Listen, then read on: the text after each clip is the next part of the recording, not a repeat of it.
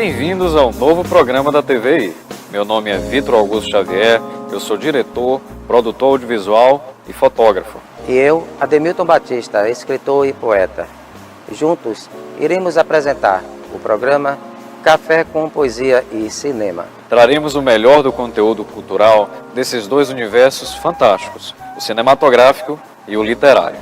Tudo isso em companhia do maravilhoso Café Italiano. Estaremos com vocês todas as quartas-feiras, a partir das 19 horas. E eu vou contar para vocês como tudo isso nasceu, de onde é que veio esse sonho, como é que a gente teve a ideia de fazer esse programa.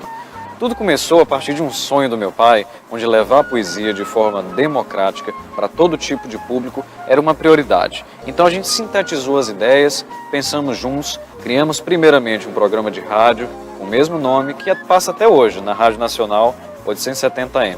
Junto ao meu filho, estou tendo a oportunidade de realizar este sonho. Graças aí ao nosso querido Barbosa Filho, Kleber Torres, conseguimos trazer esse programa para a TVI e permanecer com a mesma proposta, levando conteúdo, levando informação e cultura, Tem coisa melhor que isso? É isso aí, Vitor. Como não pode deixar de faltar, um bom café. O nosso programa possui uma temática completamente cultural. A nossa ideia é trazer para a audiência uma proposta nova, onde a gente vai ter 3 quadros principais: o quadro de poesia, o quadro de cinema e o quadro de entrevistados, onde toda semana a gente vai trazer pessoas de variados segmentos para enriquecer mais ainda o bate-papo. No quadro de poesia, meu pai Ademilton vai recitar poesias da autoria dele, em companhia de músicas selecionadíssimas. No quadro de cinema, eu vou trazer para vocês o melhor da sétima arte, filmes que foram aclamados pela crítica e pelo público, fazer comentários e mostrar as melhores cenas para vocês. E agora, vamos falar do quadro de poesia. Mas antes, eu vou contar um pouco da minha história, para que vocês saibam um pouco de mim. Eu sou de família simples. Meus pais têm a origem nordestina, precisamente no interior de Sergipe. Eles migraram para a Bahia há muito tempo e lá se instalou em Salvador. Foi aonde eu nasci. E toda a minha história, ela começou. Aos 7 anos, eu me dei conta da minha consciência e eu me perguntei: quem eu sou? O que eu vim fazer aqui, neste mundo? Estas perguntas, elas me rodearam quase toda a minha vida e só agora eu obtive essas respostas. Aos 7 anos, eu me fiz as primeiras perguntas e hoje, aos 57 anos, eu pude obter essas respostas, ou seja, 50 anos adormecido, que eu resolvi acordar. Eu vou fazer aqui uma leitura de um dos textos que representa esta mudança, chamado de Espelho. Esse texto, ele faz parte desta antologia que está rodando aí o mundo. Recentemente, ela foi lançada, teve 5 lançamentos aqui no Brasil. Teve 2 lançamentos no Rio de Janeiro, em Niterói, teve lá em Petrópolis, depois saiu para Portugal, depois Moçambique, depois Angola e já está circulando aí pelo mundo afora. Um belo dia no espelho, eu estava lá fazendo a minha barba, despretensioso, quando de repente aquele estalo. Eu me lembrei dos 7 anos de idade, quando eu me vi no meio de uma ladeira onde eu morava e me perguntei. Então, eu pude reencontrar comigo mesmo através do espelho. E eu digo aqui, simplesmente, para ele: espelho. Espelho amigo, venho despedir-me, agradecer-te e cumprimentá-lo por teres sido eu, tanto tempo, a metade do que eu era antes.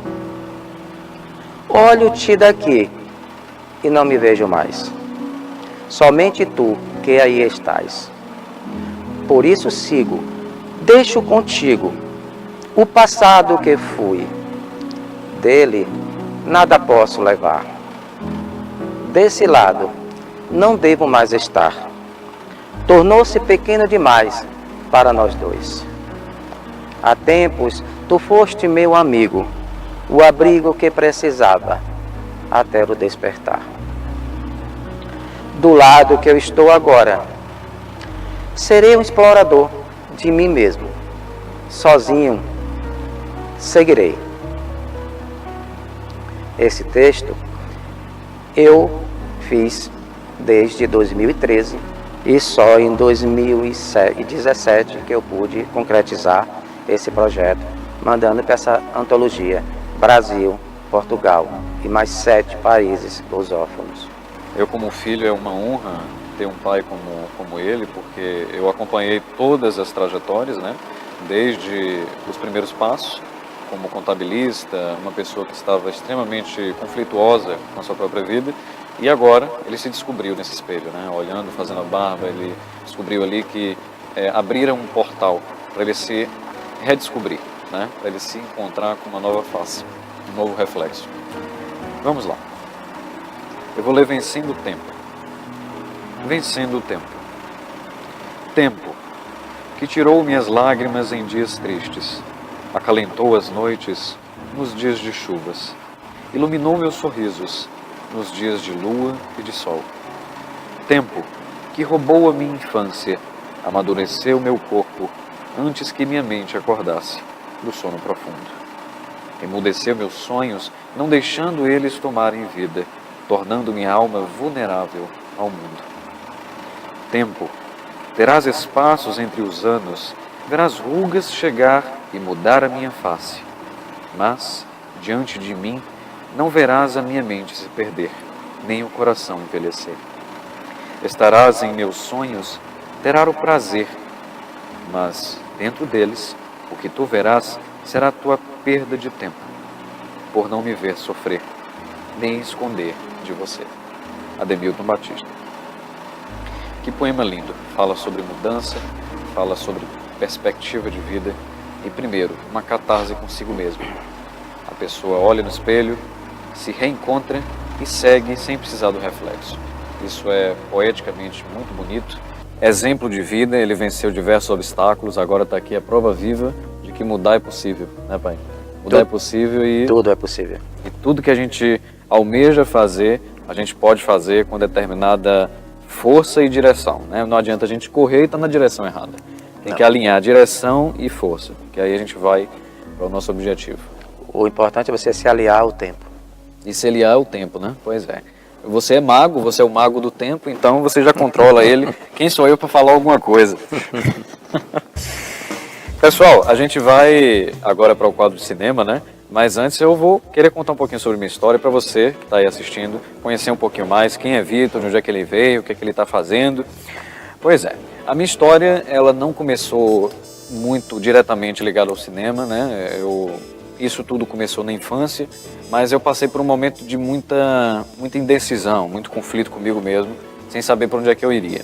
Mas tudo começou lá aos 7 anos de idade, entre 7 e 8, quando eu começava a mexer na câmera da minha avó, né? Era uma Fujifilm, uma máquina fotográfica, e aí eu vi ali um interesse de saber como é que aquilo funcionava, né? Como é que aquela câmera produzia aquelas imagens, eu gostava de ter controle sobre os enquadramentos.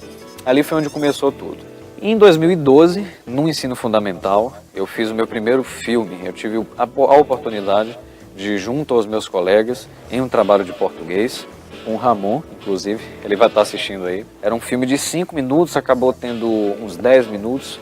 E aí a gente começou a usar o pano verde, né? O chroma key, que a gente está usando aqui também. Eu substituí o cenário. Foi uma produção de época. Eu lembro que colocamos um armário e um cano assim, encostado na porta. E ali a gente criou um estúdio improvisado em pleno colégio, dentro da sala de aula. Vários professores liberaram as aulas deles pra gente começar a filmar. Foi uma semana muito divertida e foi o primeiro contato que eu tive com o cinema. Vou deixar com vocês aí algumas imagens desse filme hilário e já eu volto. Gostaria de apresentar aqui minha sobrinha, filha de Madame de Colombo. É um prazer conhecer você. Espero que goste de música. Nosso acordo acabou. Não existe mais possibilidade de você realizar sua missão. A nossa unidade termina aqui. Se é guerra que você quer, é guerra que você vai ter. Guerra. Terá a tua tão almejada guerra.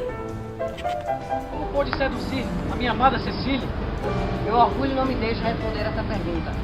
Vamos resolver esse impasse.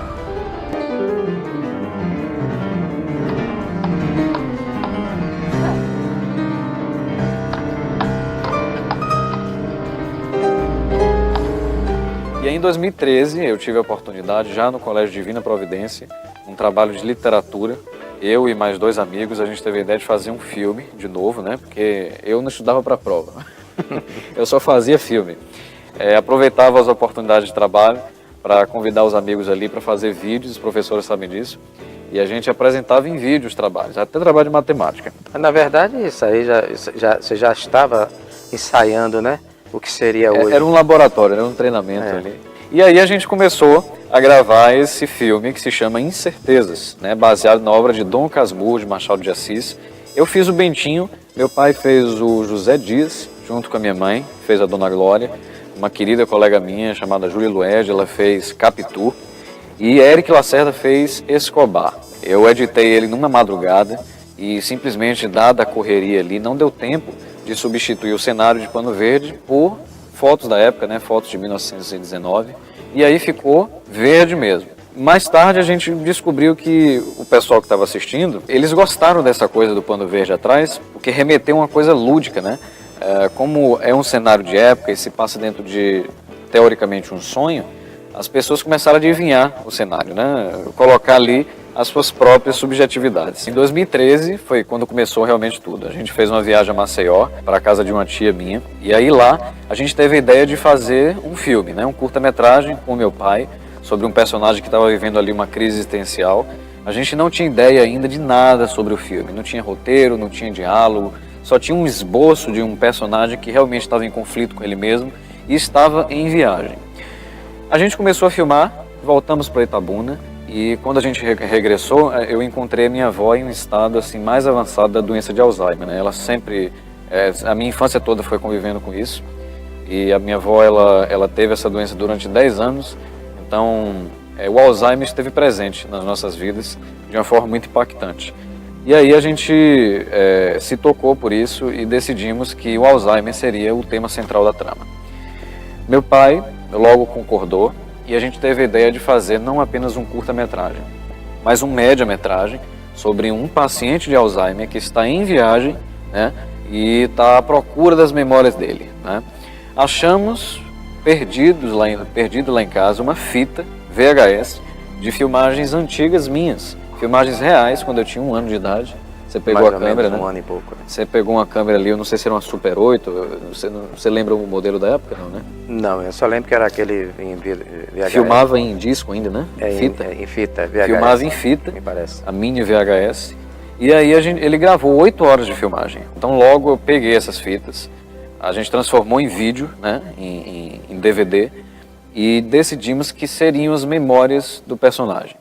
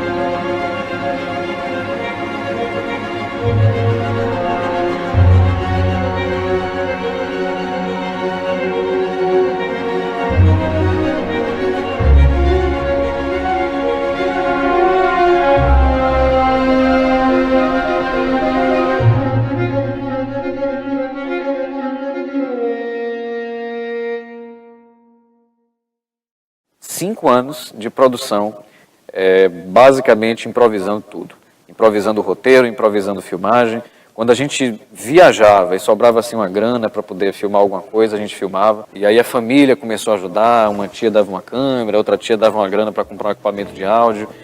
E aí eu fui começando a juntar as peças e criar a ABS Filmes, né? A ABS Filmes porque Ademilton Batista Santos, né, são as iniciais do nome dele, foi uma homenagem que eu quis fazer para meu pai. Hoje a ABS Filmes é uma empresa, de fato, é uma produtora, a gente deu seguimento a ela e a gente atende nas áreas de publicidade, propaganda, cinema, TV também, e é uma produtora já que tem uns anos de mercado, a gente começou a trabalhar oficialmente em 2015, né? Desde lá a gente fez parceria com muitas pessoas, hoje a gente tem vários equipamentos, inclusive drone, e a ideia vai ser levar essa produtora para um próximo nível, né? Uma produtora de propaganda e de cinema também. Mas tudo isso, a pensar que tudo isso nasceu de uma brincadeira, né? Talvez ali com um sonho de um aluno que queria filmar alguma coisa. E convidou os colegas para participar. E como não poderia deixar de ter, né, o Pano Verde atrás de nós. Pois é, o Pano Verde tem história. A primeira entrevista nossa, que foi a entrevista do Tintim, lembra? E não só lembro, mas como eu vou fazer você passar esse mico. Tá passando aqui, pessoal. Não faça isso não. Então, hoje vamos entrevistar Tintim. Por favor, entre aí, Tintim.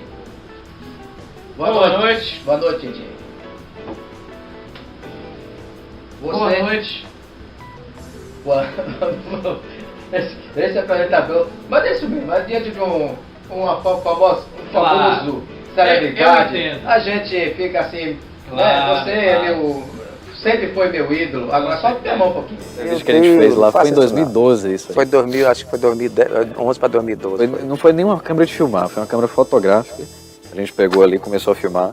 Na verdade, tem muita história. Na verdade foi uma brincadeira, né? Que nós começamos a fazer.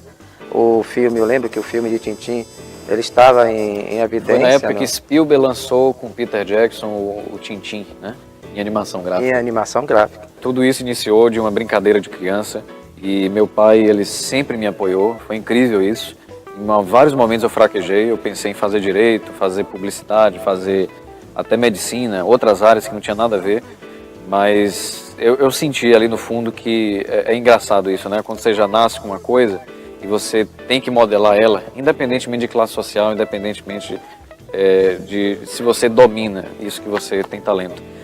Mas quando você nasce com um objetivo, com uma predisposição para uma coisa, é bom investir.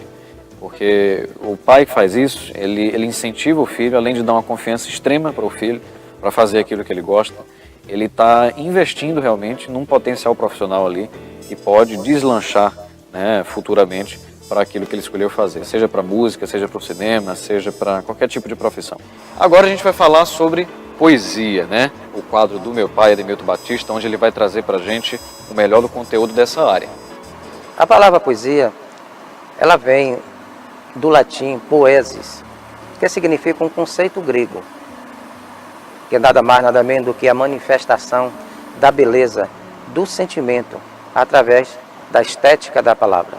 Inclusive, tem aí registros, né, de escritos poéticos há mais de 2.600 anos antes de Cristo. Então, a humanidade já conhecia a poesia, né? Talvez aí, como a gente pesquisou, em forma de música, sem melodias.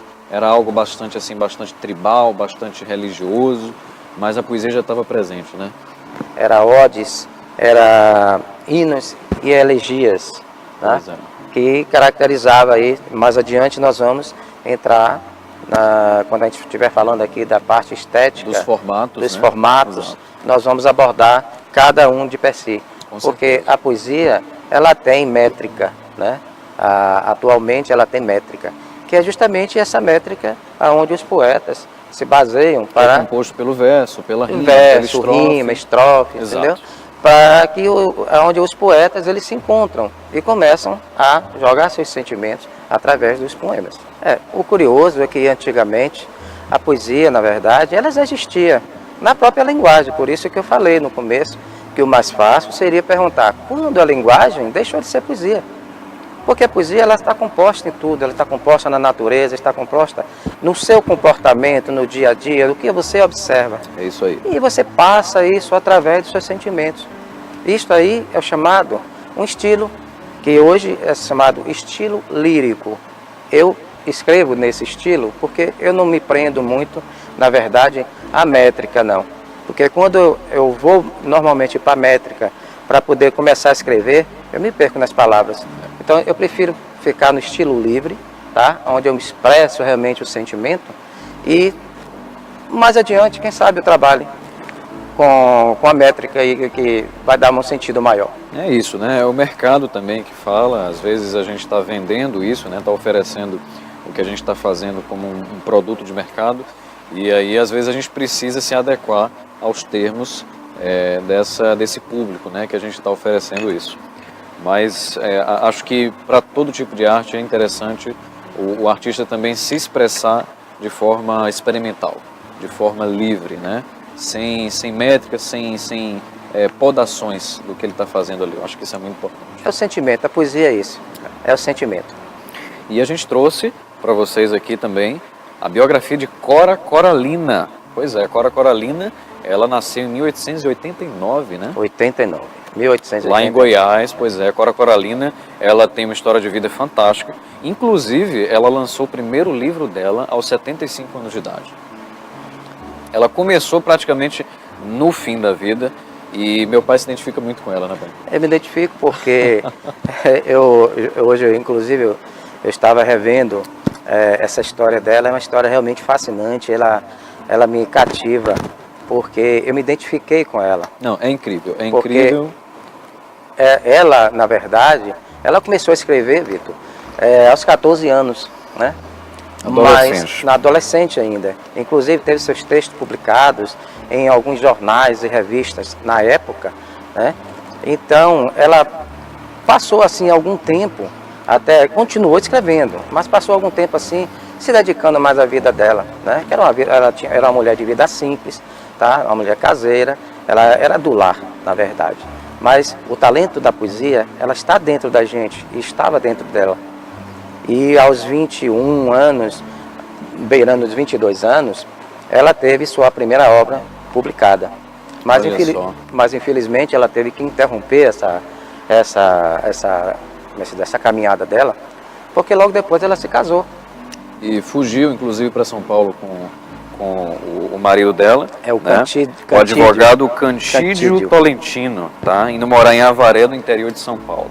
E aí ela passou uma fase de dormência na vida dela, né? É o curioso, Vitor, que é justamente essa fase aí que existe na vida dela, você vê as identificações da vida dela com a minha, mas eu não estou falando da minha, já falei, vou falar da dela. E ela, inclusive, nesse tempo onde ela foi para São Paulo, que morou em 3 locais lá em São Paulo, e ela ficou praticamente assim adormecida com essa área da poesia, mas ela não deixou de escrever, ela continuou fazendo os trabalhos dela, continuou escrevendo, mas não podia publicar, porque ela estava levando uma nova vida e o marido dela, infelizmente, ele não deixava que ela colocasse isso adiante. Em 1922, ela foi convidada para participar da Semana da Arte Moderna, lá em São Paulo.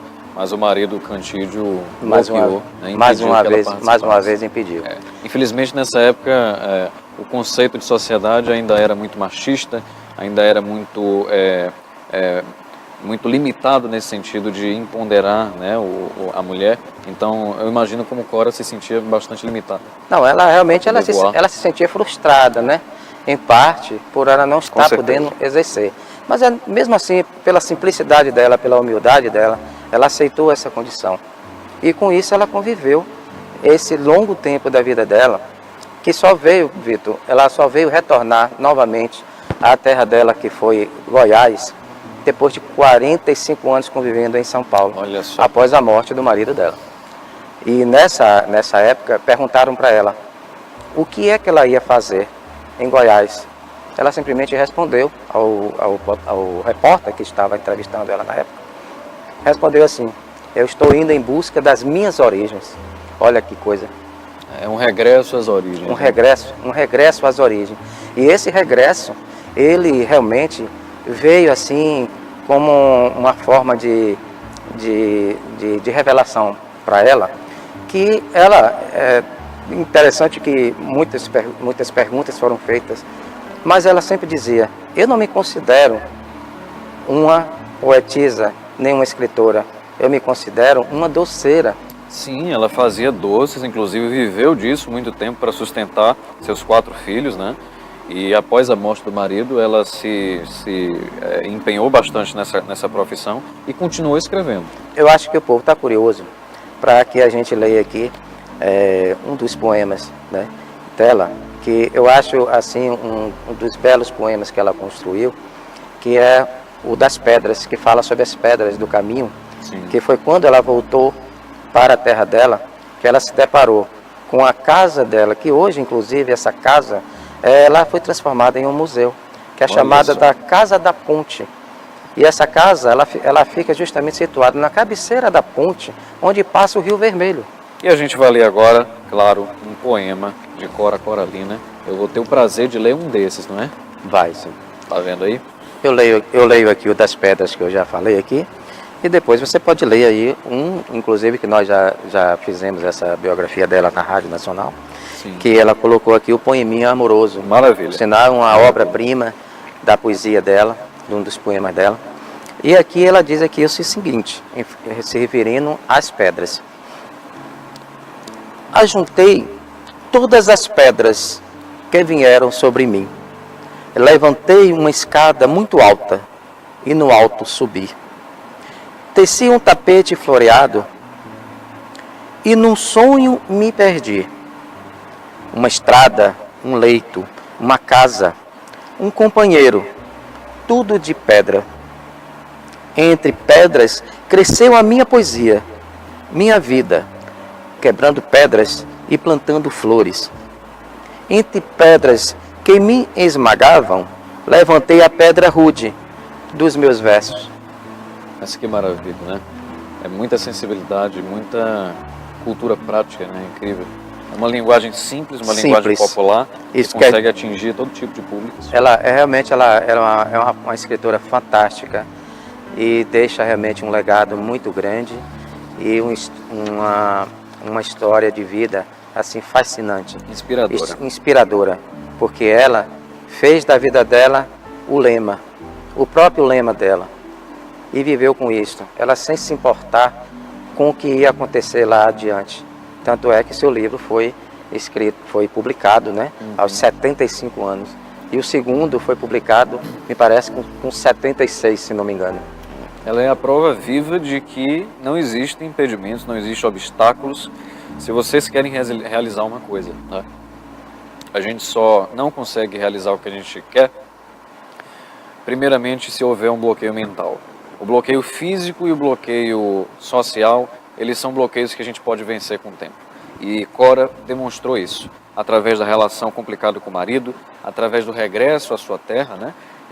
E o fato dela lançar o primeiro livro aos 75 anos.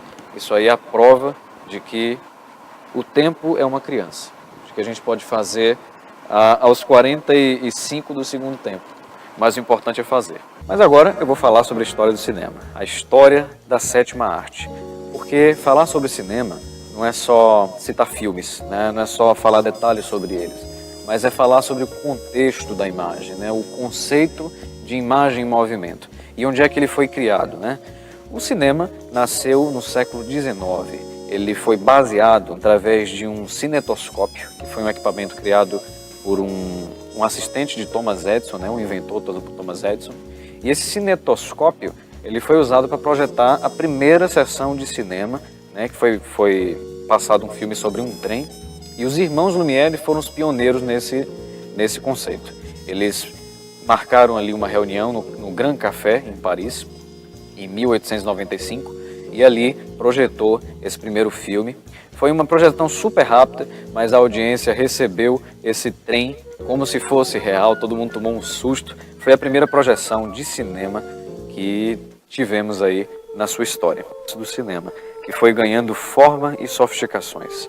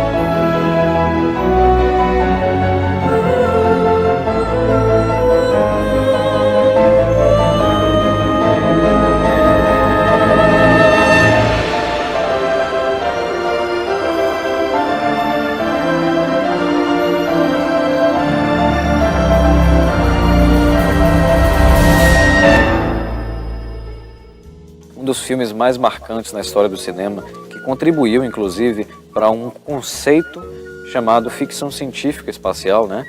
Que foi liderado aí pelo Stanley Kubrick, e eu estou falando dele, estou falando de 2001, Uma Odisseia no Espaço, filme de 68, dirigido por Stanley Kubrick, interpretado por Keir Dullea, Gary Lockwood, Douglas Rain e William Sylvester. E nesse filme a gente tem ali um dos maiores cortes do cinema, que foi onde o Stanley Kubrick, com sua engenhosidade, atravessou 2 períodos humanos em apenas um corte. O período do tempo das cavernas, onde um dos hominídeos ele joga um osso, né, para o céu, e ali o Stanley corta e a gente visualiza uma nave em órbita da Terra, né? Ou seja, milhares de anos em apenas um corte. E o Arthur C. Clarke, que escreveu esse roteiro e é autor de 2001, Odisseia no Espaço, ele fez isso de uma forma incrível ao escrever ali o HAL, né? O HAL, que é o computador que ganha consciência durante o filme, discorda ali das ações humanas. O Keir Dullea, que faz aí o personagem principal, ele passa por um momento de desconstrução de paradigmas incrível no final. É algo até espirituoso, né, para o conceito mecânico de ficção científica. E esse filme inspirou cineastas como Ridley Scott e Steven Spielberg a fazerem filmes como se faz hoje, até nos padrões mais sofisticados do cinema. Um pouco mais tarde, o cinema conheceu um dos diretores mais aclamados por crítica e público. Estou falando dele, de Francis Ford Coppola.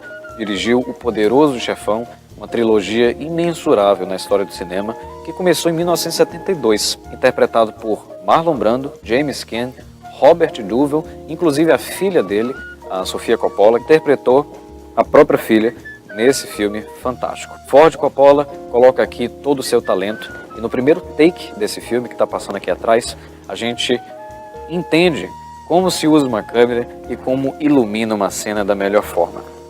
Inclusive, eu trouxe aqui o box do Poderoso Chefão, uma amiga querida deu para mim esse box, e aqui a gente tem os 3 filmes, né? O primeiro, interpretado pelo Marlon Brando, o segundo, por Robert De Niro, e o terceiro, por Al Pacino. Essa trilogia garante entretenimento na sua noite aí de pipoca cinematográfica, tá? Super indico essa produção para vocês. O programa Café com Poesia e Cinema não acaba por aqui, tá? Toda quarta-feira a gente retorna, a partir das 19 horas. Espero que vocês tenham gostado, e eu não posso deixar de citar o Biboca Cabeleireiros, que fez aqui a nossa maquiagem, arrumou o nosso cabelo, deixa a gente apresentável para trabalhar aqui no programa Café com Poesia e Cinema. Ele é um dos patrocinadores oficiais, tá? Tem muita novidade chegando aí. E olha, Eliane, Evelyn, Livana, Sabrina, beijão, minhas queridas. Um abraço a todos e até o próximo Café com Poesia e Cinema. Tchau, tchau. Um abraço.